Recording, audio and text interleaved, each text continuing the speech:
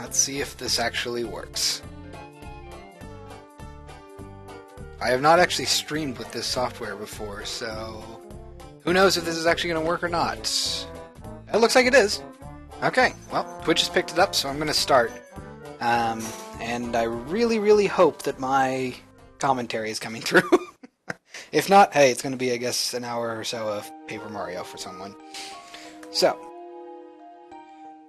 hello everyone, this is Chris Ingerson, and today I'm going to be analyzing Paper Mario, and hopefully I have my audio balanced. I'm going to turn it down, actually, just a little bit. So, I'm going to turn this down to a little bit much, like there. So, that way I don't have to compete with the audio. So today I'm going to be analyzing Paper Mario and how it relates to what I'm doing as a developer and how it's affected Text Quest, the first-person text-based adventure that I'm working on. Mostly it's combat, but also the way that it handles 2D characters in a 3D world. So, we're just going to go ahead and pop in, and we will start... we're not going to start a new file, we're just going to start where I have left off, which is after the second chapter of the game. I wanted to get far enough in that that combat was going to be interesting, and we will also be able to see, if I remember correctly, some good use of 2D and 3D sort of character interactions. So, we're starting off in one of the Princess Peach segments of this game. So this game's sort of divided into two sections. You have Paper Mario sections, which involves combat and exploration and puzzle solving, versus Peach's sections, which is more about trying to escape from Bowser's castle, which also involves puzzle solving, but not so much the combat. And I'm going to end up skipping over some of this dialogue, mostly because dialogue itself, while the dialogue is well written in Paper Mario, it's not going to be the focus of this sort of dev analysis. So, this is just Kammy Koopa coming in and saying that Paper Mario has defeated, was it Tootin Koopa? Tootin Koopa, I want to say? I can't remember his name. So, I'm going to get out of here. I can probably skip this all. So as you can see, Paper Mario has 2D characters in a 3D environment, and already right off the bat, that's if you've tuned into the dev stream, you'll know that that's a huge sort of style that I'm going for as well. We have various interactions with things, obviously not quite to the extent that Text Quest does, but it's sort of a very elegant, streamlined approach to things.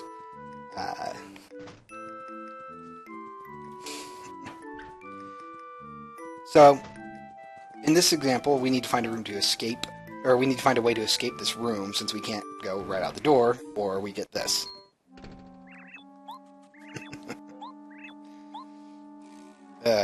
So, there's a lot of stealth sections in Peach's parts of the game, and I think they handle it very, very well whenever you get caught. It's not so frustrating that, you don't want to keep playing, but it's treated pretty humorously. So, we're going to go ahead and solve this. And once you press that, you can see everything go down. I like how simple these animations are. They're nothing too flashy. Everything just sort of falls into place like it's a giant diorama set. Which I believe is actually why we have this sort of aesthetic. So you can see that there aren't any walls at the bottom of the level. Because when designing these levels, they wanted to have a sort of diorama-like feel. I think that came off pretty well, actually. They were very successful in accomplishing that. And the reason that I actually am streaming Paper Mario, the first one, and not, say, Paper Mario Thousand Year Door, or any of the other Paper Marios, is because this one, in my opinion, handles the 2D interactions with 3D, the best out of the three. I guess the three main console ones. Because in its sequels, starting with Thousand Year Door, we have sort of this overuse of the paper aspect of it. I mean, it's a natural extension of what was bound to happen, but Paper Mario 1, I think, handles it in a way where it's not sort of overbearing that, hey, these are paper. It's treated as largely like they're actual 3D counterparts, but then there's some paper humor thrown in there. So, we We have a wonderful stealth section here.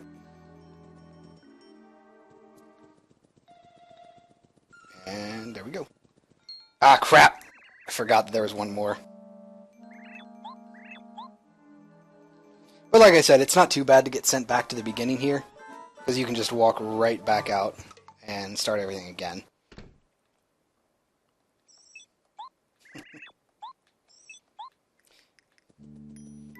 So in that case, you know, nothing too bad happened.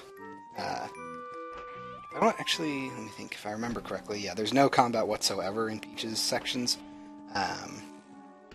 It is mostly this stealth-based segment. But it's nothing too advanced, obviously. This isn't Metal Gear Solid, you know, you're not going to have to crouch and crawl over everything. It's more about timing. It actually feels a lot like the puzzle that they used in Legend of Zelda Ocarina of Time, when Link had to sneak into Hyrule Castle for the first time. You have to go through the gardens, and it's pretty much this exact same puzzle mechanic, where you just have to avoid line of sight and grab things when you can.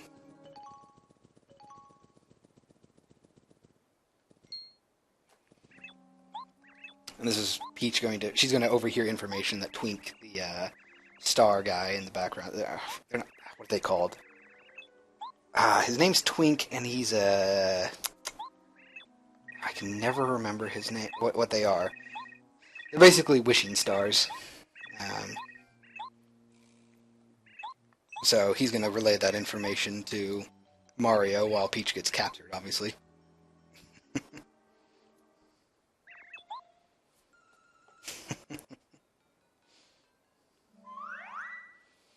So these transitions are something that, well, actually, I'll show you that when we get to combat itself. And this is the Star Spirit that was rescued in the second chapter of the game.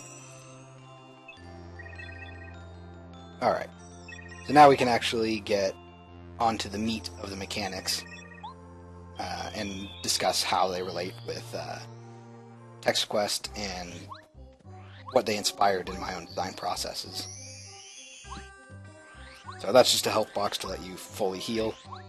And combat here, it's like a light JRPG, I guess I would call it. So this is the combat screen. And again, it's like a diorama. This one is even more sort of based on that principle, where you have the actual backgrounds, these sort of fake depth. That's not really a smooth transition, it's just sort of layers of 3D objects.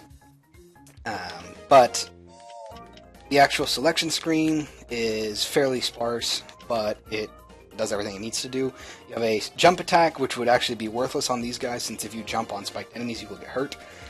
Until you get a special item that lets you do that later on. So for these, you either have to use a hammer or star sprites, or star spirits. Star sprites, that's what Twink is. He's a star sprite.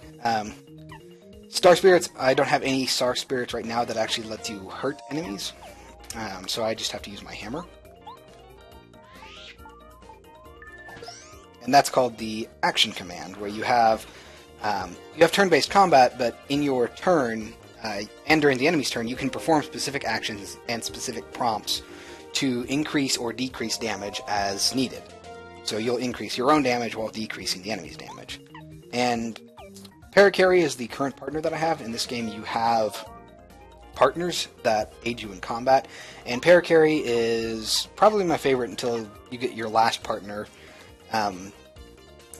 But right now, his basic attack, which costs no FP, which is like sort of special points, is kicking the enemy, which touches them, and therefore he would get hurt. Although I guess I could show you that. So you'll see that he gets 1 damage, and in this game, that means he's out for 1 turn. Oh, right, I forgot they could summon other ones. Ugh. That's not annoying. So I can go ahead and do this. Since I have the stone hammer, one of them's just going to get hurt right away. Not bad. And you can see if you time it exactly right, exactly when it hits you, you can actually reduce your damage. Normally it's only by 1, but currently I have a special badge, which is like modifiers for your character, that will reduce the damage further by 1, so I actually can avoid anything that would cause 2 damage altogether if I get the prompt correctly. So holding down the hammer is just as simple as holding on to the left until that last icon lights up, and then that doubles your damage. So if I didn't do that, I would only have 2 damage done to him. So I'll show you that actually. Ah, crap. So I didn't get a first strike, which means that enemy gets his turn.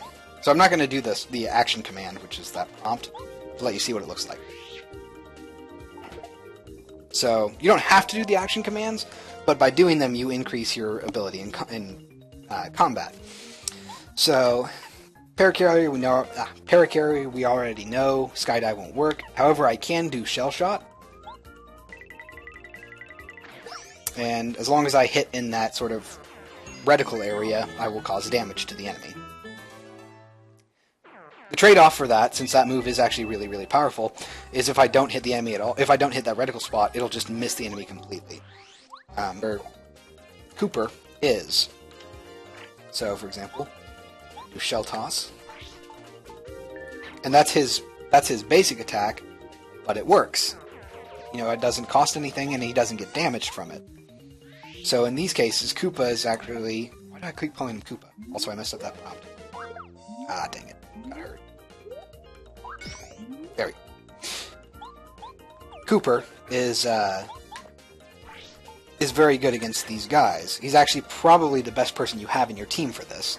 So let me try this again. So it actually does require some concentration to do the action prompts. They're not ridiculously hard to do, but they're not something that you can easily look away from the screen and just, you know, not worry about. And I'm not going to bother combing the desert for some special stuff. I'm just going to get back to Toad Town. So, since I just finished the first chapter, or the second chapter, then I'm going to go ahead and head back to Toad Town. You really have to grind to get to absurd stat level. So all of these numbers are actually very, very low, which, I mean, at the end of the day isn't a huge difference, but it's a different way of presenting it. Because, again, in stuff like Final Fantasy and most traditional JRPGs, you have this costs 30 mana to cast. And that's, you know, that might be an effective amount for a magic spell, but in this game, flower points, a special ability might cost 2 flower points, I think is usually the minimum. I don't remember if there's any ability that costs only 1. And then, of course, your standard combat abilities like jumping and using your hammer cost nothing. But that means that you run out of flower points actually pretty fast. So, for example, Paracarry's special attack costs 3 flower points, and that means that I could do it 5 times at maximum, assuming I did nothing else. So you can't just sort of spam your special attacks. You actually have to, in most cases... So, Paracarry isn't good against these guys, but Cooper is. So, for example, do Shell Toss. And that's his basic attack, but it works. You know, it doesn't cost anything, and he doesn't get damaged from it. So in these cases, Koopa is actually... Why did I keep calling him Koopa? Also, I messed up that prompt. Ah, dang it. Got hurt. There we go. Cooper is very good against these guys. He's actually probably the best person you have in your team for this. So let me try this again.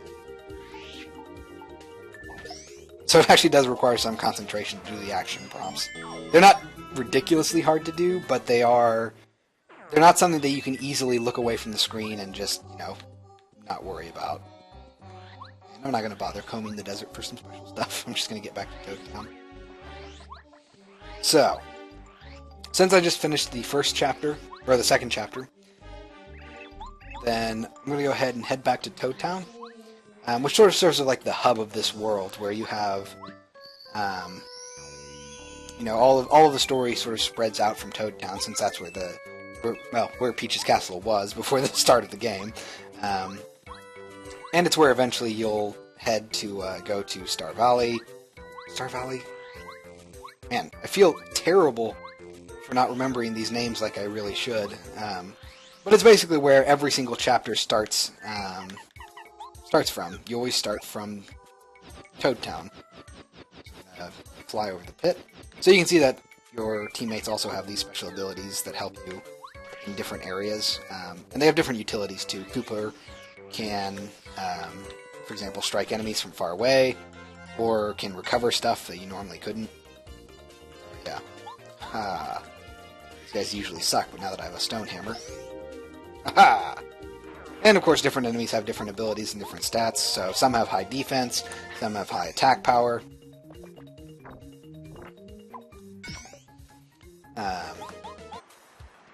Alright.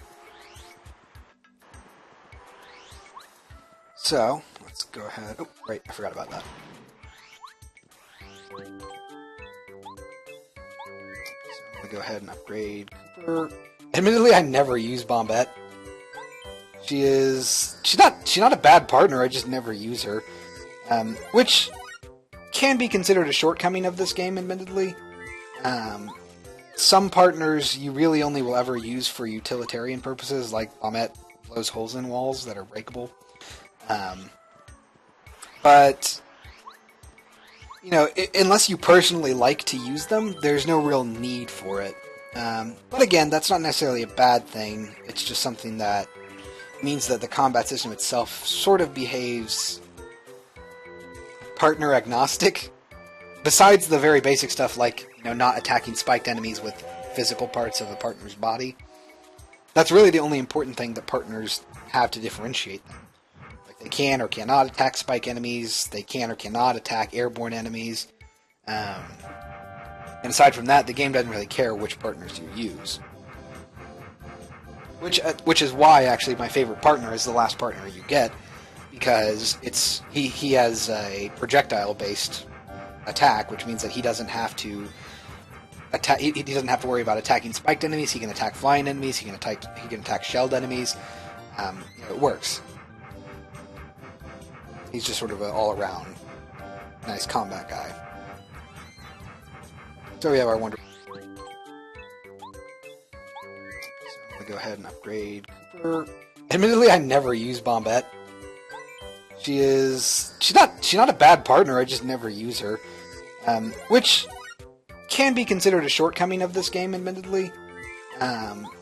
Some partners you really only will ever use for utilitarian purposes, like Bombette blows holes in walls that are breakable. But, you know, unless you personally like to use them, there's no real need for it. But again, that's not necessarily a bad thing. It's just something that means that the combat system itself sort of behaves partner agnostic. Besides the very basic stuff like, you know, not attacking spiked enemies with physical parts of a partner's body. That's really the only important thing that partners have to differentiate them. Like, they can or cannot attack spike enemies, they can or cannot attack airborne enemies. And aside from that, the game doesn't really care which partners you use. Which is why, actually, my favorite partner is the last partner you get, because he has a projectile-based attack, which means that he doesn't have to attack. He doesn't have to worry about attacking spiked enemies. He can attack flying enemies. He can attack shelled enemies. You know, it works. He's just sort of an all-around nice combat guy. So we have our wonderful transition from desert to green area, which is the town.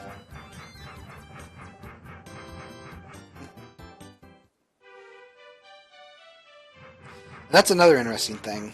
So most of the characters and creatures in this game are 2D, have this paper aesthetic to them, but there are actually a few that are 3D. So in these cases, I forget what these are called. They're not pigs, they're little oinks. There we go. So they're pigs for all intents and purposes, but they're actually 3D, they're not 2D. And most creatures and people are 2D, but you'll get the occasional 3D one, and it stands out as sort of a somewhat odd thing. It's not necessarily a bad clash of aesthetics, but it means that they're different than normal characters, and in that case they are. You can't talk to them, you can't really interact with them in any way. If I were to open that door at the top, actually I'll go ahead and do that, because these aren't particularly viable or anything. They'll run away. And now you've lost them, so you have to actually get more by purchasing them from here and then smashing the egg open. And of course the egg tells you what type of loink it is, so fairly standard. Oh wait, never mind. I don't remember what that flashing one means. Okay. Yeah. No, we'll just let him go. So, da-da-da. And I need to go over here. So this is the chapter where you meet a bunch of boos, which is actually pretty funny. I did see it, of course. I'm a nice guy.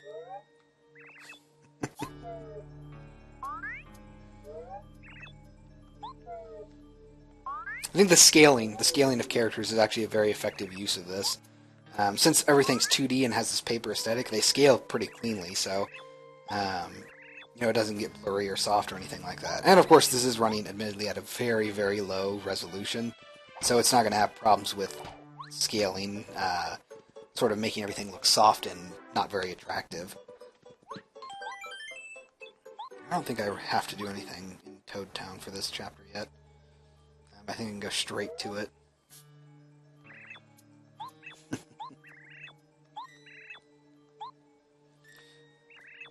So.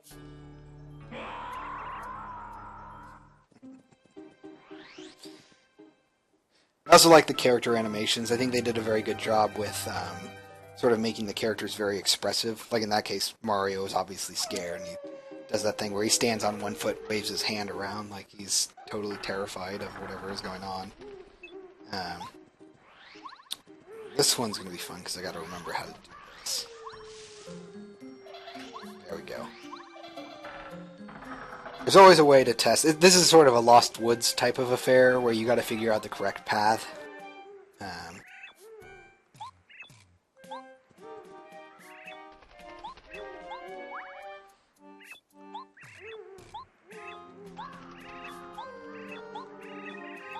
Go ahead and skip this. I think I remember the actual path. Ah, crap. I hate these guys. So I can show you jumping now. Press... And I messed up jumping. You want to press A right as you hit them to cause the most damage possible.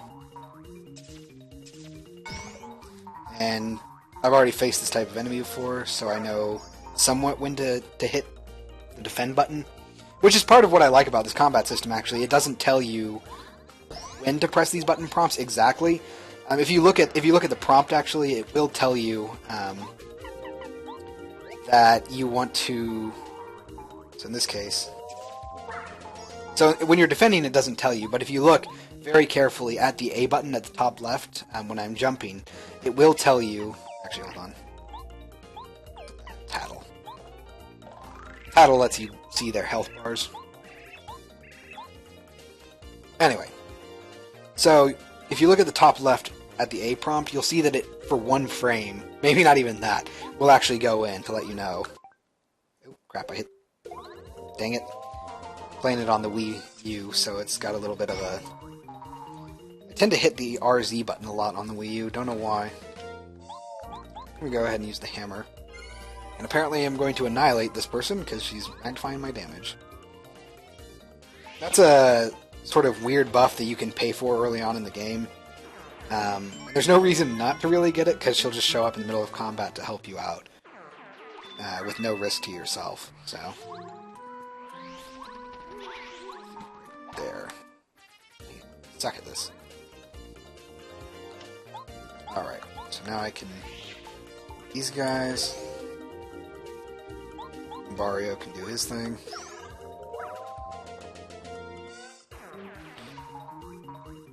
So looking at the animations, you can see that the animations for each sort of combat move and how they react once they've been defended against or once they actually succeed are very different. And that's one of the things that I'm trying to go for. You know, these very, very nice telegraphed attacks with very, very, I don't want to say lavish, but very detailed animations. Now, of course, with this, they can do sprite work. So they can actually do stuff, you know, like use the inner parts of the sprite, but since in Text Quest everything is actually text-based, I can't quite do that. I have to use more the transformations, the movement, and the color of the object itself to convey what's happening.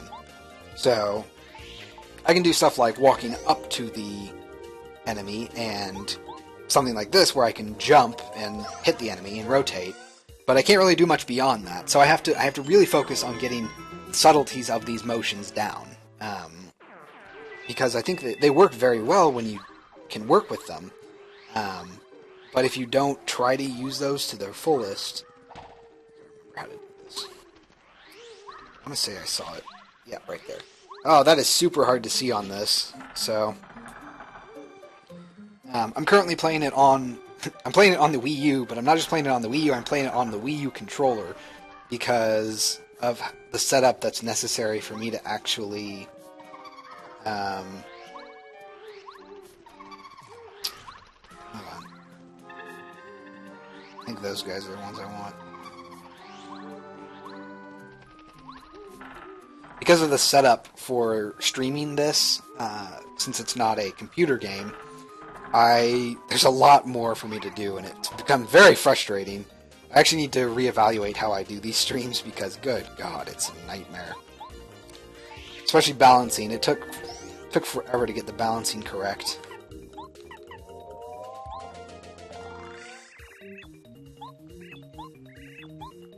Oh man.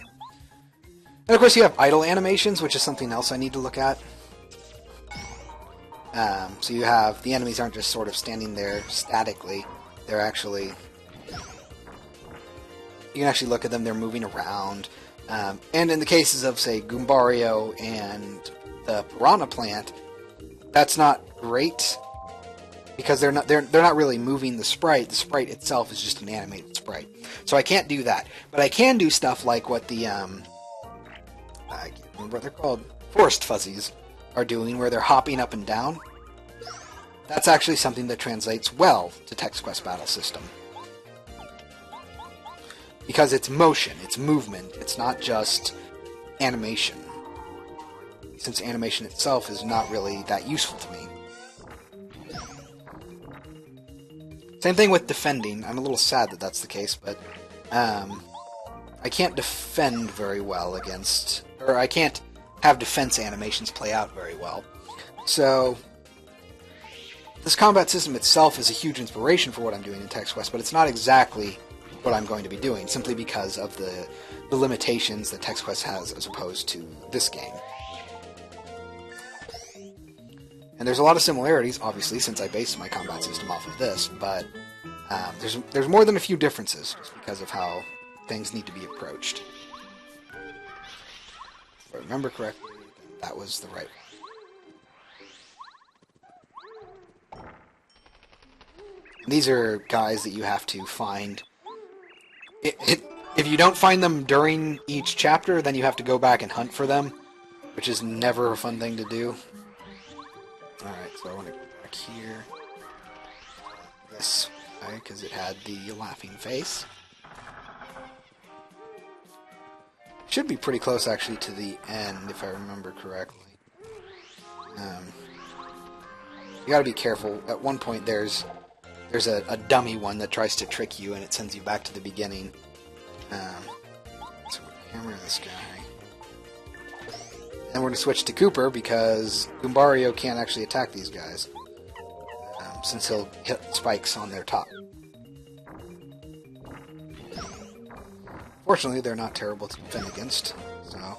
So even though I'm losing 1 health per hit, if I didn't have a badge that actually reduced the health I lost, these fights would suck, since they'd be doing, at minimum, 2 damage per turn, which drains your health pretty fast, actually. Even losing 1 health per turn is a huge deal, especially early on in the game. Later on, it's not so bad, but of course all that stuff stacks, so it means that fighting multiple combats back-to-back will start to hurt more and more. And that's something that I actually haven't addressed very well in Text Quest. Any damage you accrue in battle doesn't stay with you, currently. Mostly because... mushrooms that I want to check.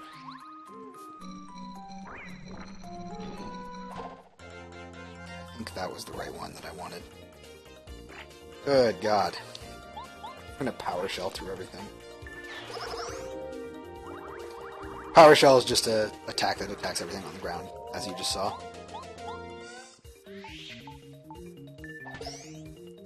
Alright. But these... Ah, crap. See, like 3 health?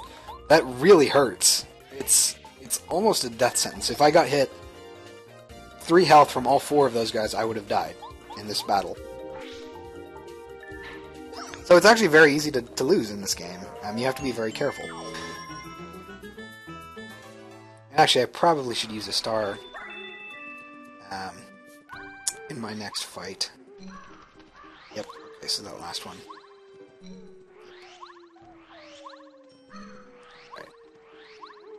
That's what I want. I really, really hope this next one isn't the boss fight. It's not.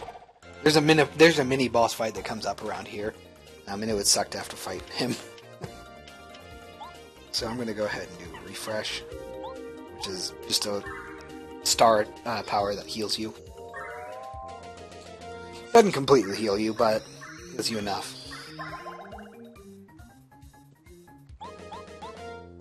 So there we go. And originally, this sort of concept of action commands where you charge up your attack is what inspired... Oh, well, I guess I'm going to obliterate this guy. It's what inspired the attack pattern for Text Quest, where you have a short charge-up period, and then you have a sort of short execution period. Oh, right, they can divide. I forgot about that.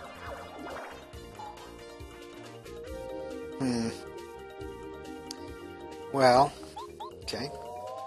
Huh, I thought that when they divided it cut their health in half. I guess it doesn't do that. I'm just remembering that wrong. I do remember that I hated fighting self-replicating enemies because they suck.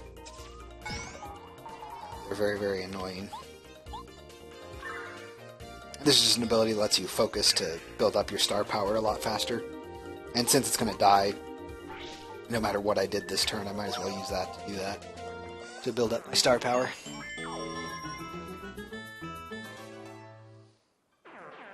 Alright.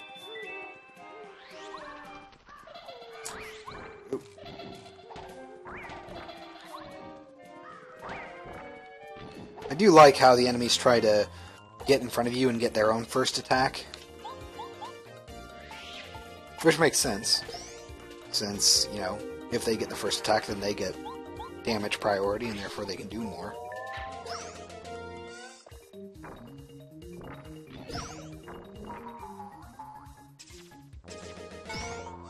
This, yeah, it's hard to put into words exactly how well the animation is handled here, because everything moves with a lot of character, and that's the silhouette of the motion is what I'm trying to sort of get. It's what I'm trying to analyze here, because it makes very good use of it. We get rotation, spinning, moving up.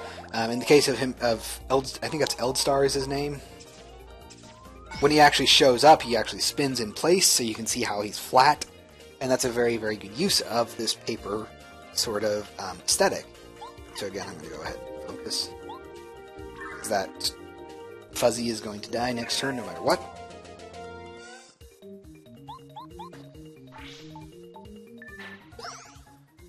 Alright.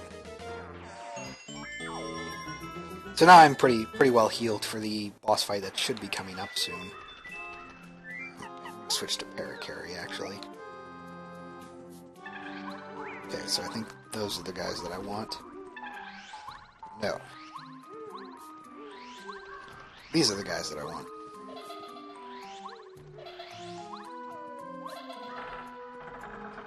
If I remember correctly, anyway. I could be wrong.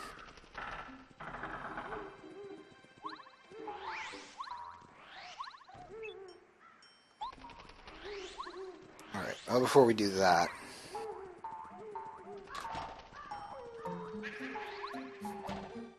I hate these things. If I did the Quake Hammer, I don't think it would kill them all, so there's no real point in doing that. I'm just going to have to pick them off one at a time. I will say that combat can get somewhat grindy and tedious in here. Because it sort of becomes, not really a war of attrition, but most of the time, since once you start getting certain badges that just either prevent damage outright, or will prevent damage based on your skill level, it makes battles almost a non-issue, since if I was actually, doing things well, I could go this entire fight without getting damage. So, in these cases, I'm obviously messing up, but I can actually deny damage the entire fight, which means that the fight itself is somewhat, I won't say boring necessarily, since obviously you're invested due to the action commands during the enemy turns, but it means that there's no real stakes here for really good players. It's just sort of eating up time to not get a whole bunch of experience, really. So yeah, I'm guessing 7 or 8 star points, which is like the XP in this game, from this fight. So nothing too crazy. 8. And once I hit 100, I do level up, which is nice, but... Come on.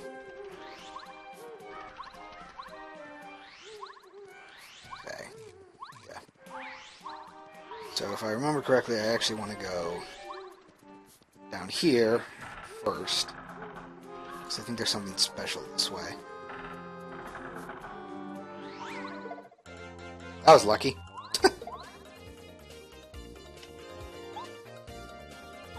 Let's see. Well, I'm going to do a Quake Hammer.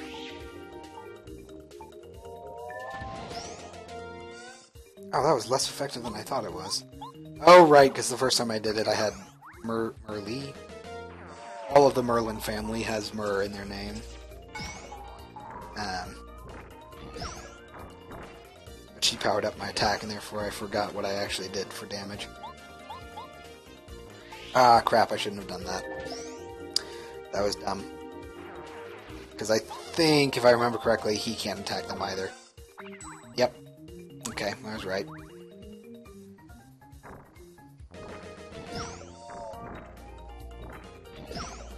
Fortunately, again, it's not really a huge threat. They only do 1 damage per turn.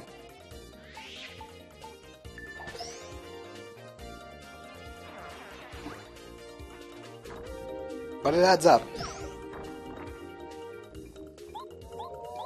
So I'm just going to go ahead and grab this. There we go. And fortunately, I will level up, so and that'll heal me fully and restore everything. So, excuse me. I'm thinking FP. You can always do with more special attacks, which is actually a nice part about the combat in this game. You have to make these decisions on what you think is what you're going to use in combat, what is useful to you in combat, health, magic, or crud. I think I want to go this one to go back. If I remember correctly. So if I get it wrong, then I start. Yes, okay, good. Because if you're wrong, then you have to start all the way back over, if I remember correctly, so. Huh. I could have sworn that there was a fight with the... Really? Maybe that's coming back from this chapter. Huh.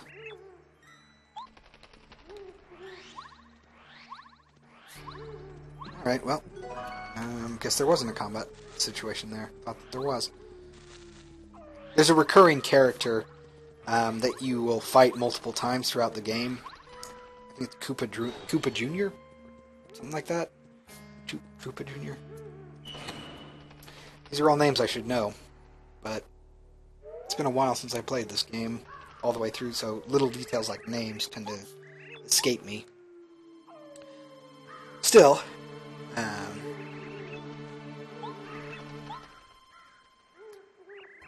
So now we should actually start getting into more interesting interactions with the 3D space of the game. So getting away from combat and more into go ahead and save into the actual puzzles of the game.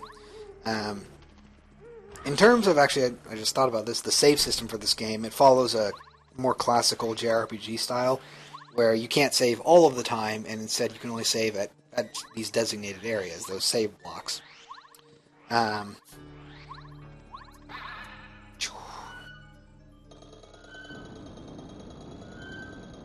I think I actually can't do anything with that yet. I need to have a wait, if I remember correctly.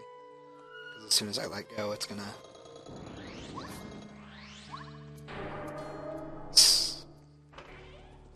Boo's Mansion. I think Yep. It's always fun, because it's been a while since I've done any of this stuff. I do remember this. Call back to the old Super Mario Bros. Game. I don't think I can do anything, like if I leave the room, I think I just revert. Yeah. Let's see. Sorry, I was getting some pings from work, wanted to make sure that nothing was on fire.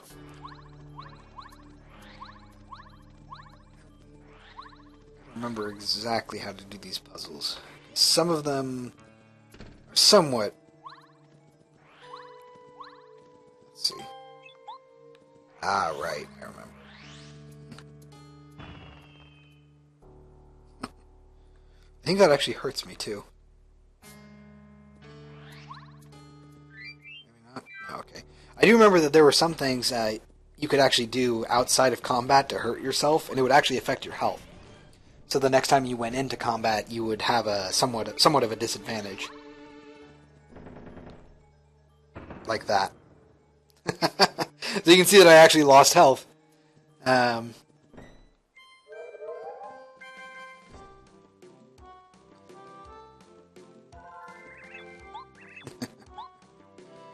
Alright. Gotta love the memorization game.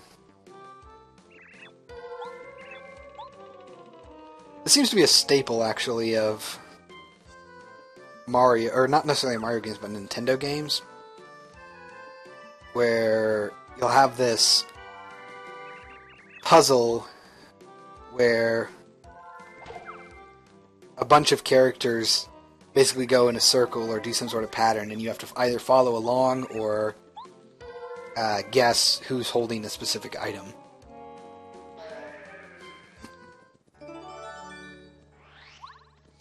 If I interact with that, it would probably hurt me too. It's been a while, but... Alright. And now that we have that record, I believe we can go back to that room we were just in. And... grab... this. Alright. So you want to try and keep it in this sort of prompt area.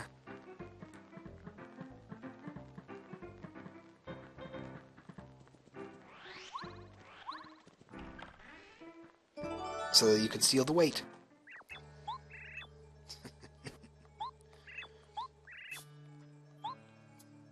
I do actually like the way that they handle puzzles in this game. It's nothing incredibly complex. It's actually a good, I think, in my opinion, it's a good model for how I handle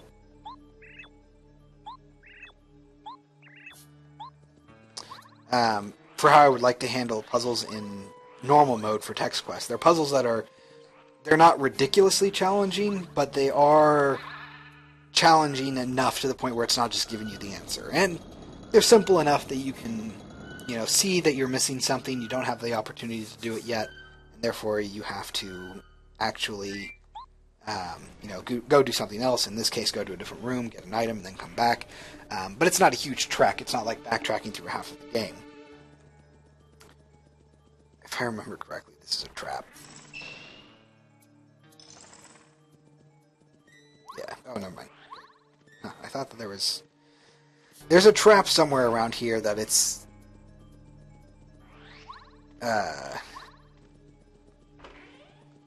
like you walk straight into a booby trap, and I can't remember where it is. And I don't even think you can avoid it, really, if I remember correctly.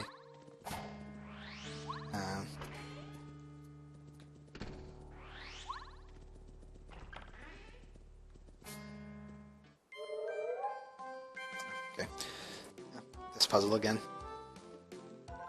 And this is actually a good example of something I wanted to avoid in Text Quest. I don't like repeating puzzles.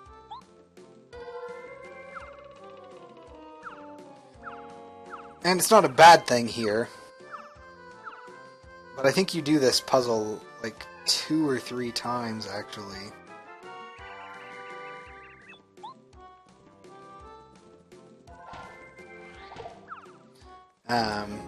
Just in the Boo section. I think there's one more time you do it. I could be wrong, but I'm pretty sure that there is. And it just feels somewhat lazy. But again, it's not terrible, since this game isn't meant to be a puzzle game necessarily. It's more about the story and the combat.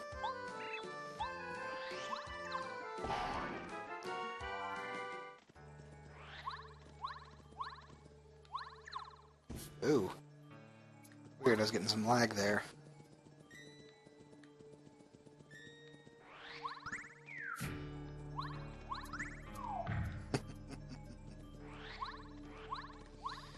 And I do like this sort of, like that level transition, how these panels came out of the ceiling here, because they were originally part of the floor.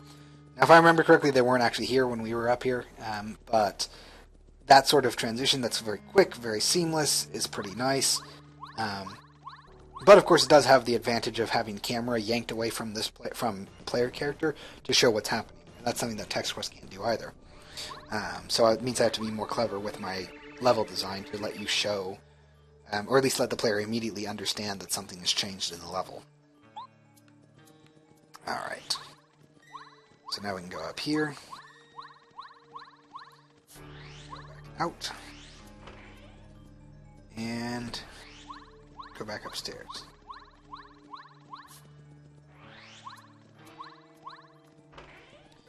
Alright.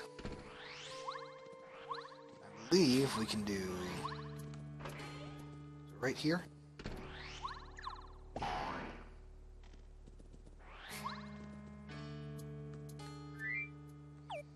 Ugh.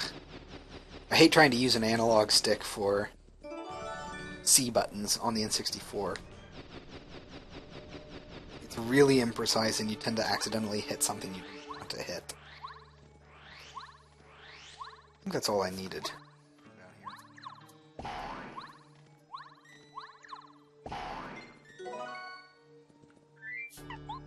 Alright.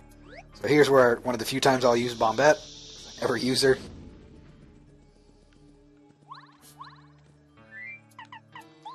Always just prefer to use Paracarry.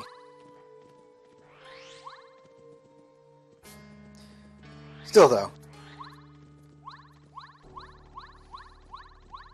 And that's one of the examples of a puzzle that's actually a longer term puzzle.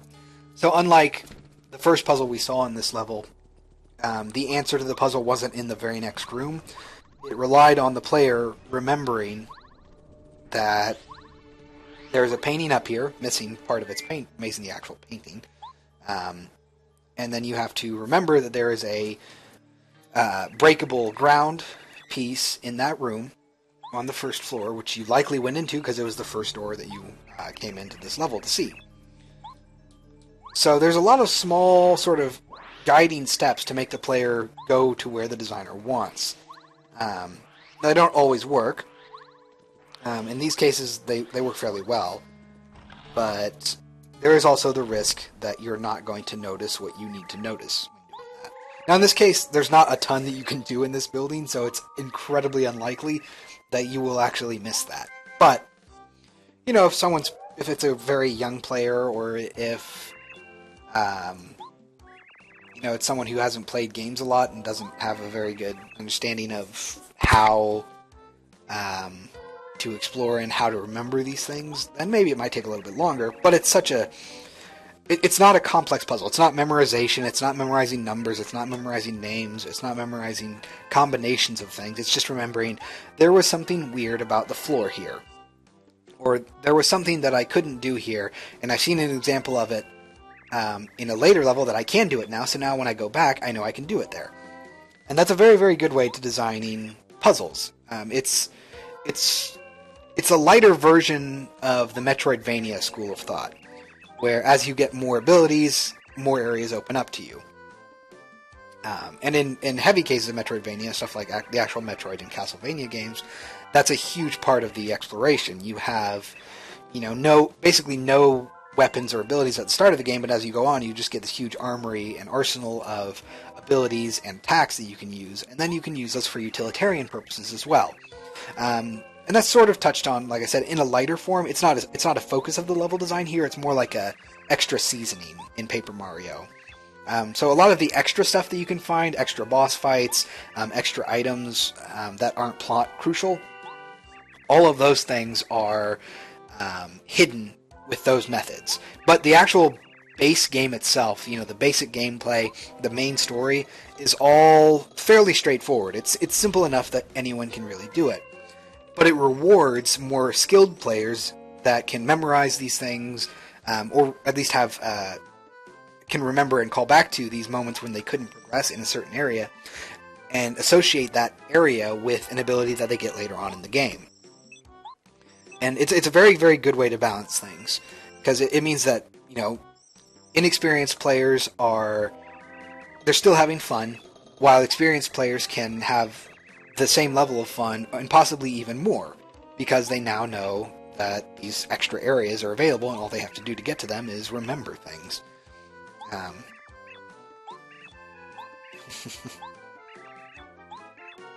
Anyway, I think that might be a good place to stop for the dev stream. Well, it's not a dev stream, it's a Devalysis. Oh man, I love the character animations in these games. Because they're so over the top and very, very expressive for what they need to do. And then, of course, I get a new partner. Like it or not.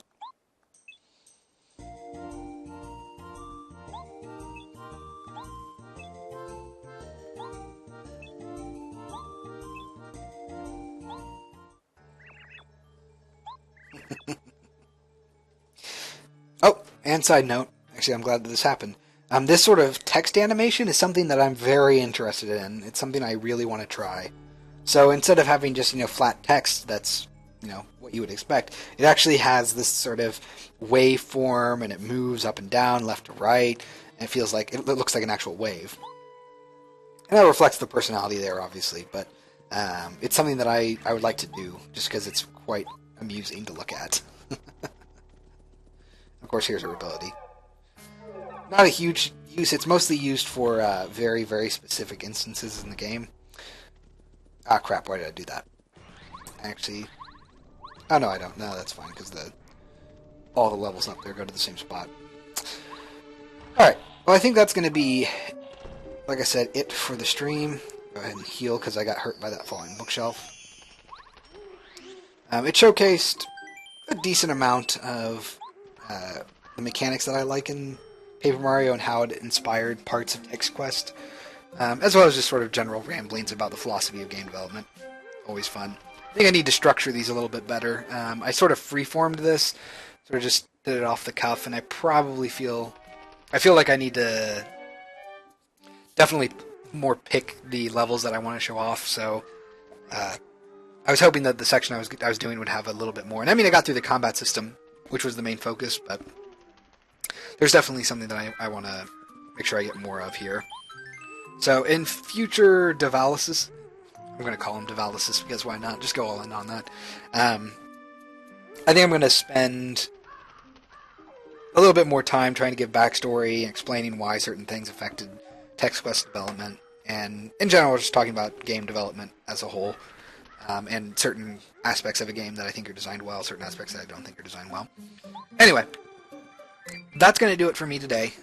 So, thank you all very much for watching the first episode of Devalysis. which I'm sure was just a technical mess, because I know it was on my end. Alright, well thank you all very much for watching, and I will see you all next time.